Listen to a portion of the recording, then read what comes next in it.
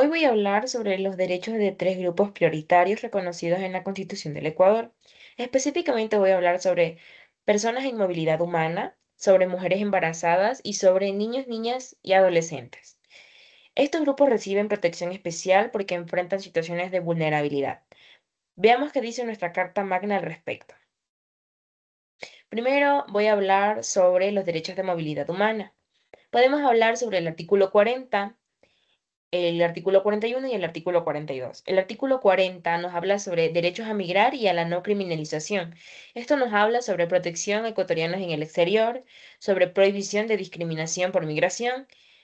El artículo 41 nos habla sobre libre movilidad y ciudadanía universal. Esto nos habla sobre promoción de acuerdos migratorios y sobre el respeto a derechos en cualquier país. Ahora, el artículo 42 nos habla sobre igualdad de derechos para extranjeros. Específicamente tiene excepciones según la ley, por ejemplo, votar. Ahora, de cada uno de estos artículos podemos mencionar ejemplos. En el artículo 40 tenemos como ejemplo que el consulado debe asistir a ecuatorianos en el exterior. En el artículo 41 tenemos que Ecuador no puede negar entrada a refugiados. Y en el artículo 42 tenemos que los extranjeros tienen acceso a salud y a educación. Ahora vamos a hablar sobre los derechos de mujeres embarazadas. Esto también podemos mencionar tres. El artículo 43 que nos habla sobre salud, específicamente en la gratuidad de preparto y posparto. En el artículo 363 nos habla sobre atención prioritaria y en el artículo 11.2 nos habla sobre no discriminación. Ahora, sobre cada uno de estos podemos decir que garantiza. Por ejemplo, el derecho de salud maternal gratuita nos garantiza un control prenatal, parto y posparto sin costo.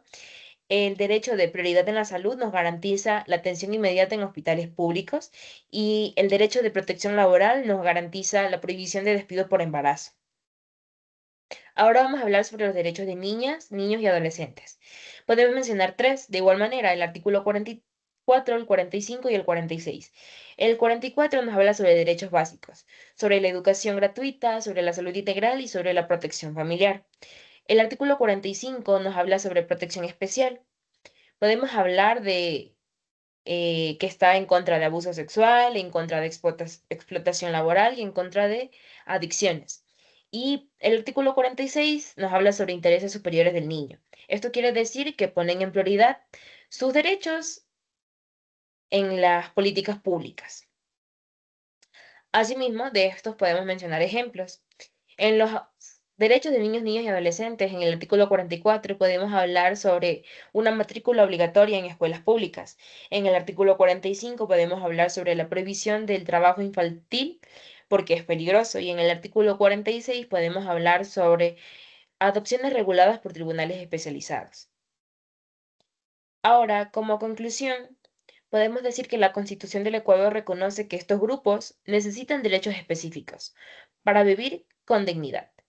Como sociedad debemos exigir que se cumplan y apoyar a quienes más lo necesitan.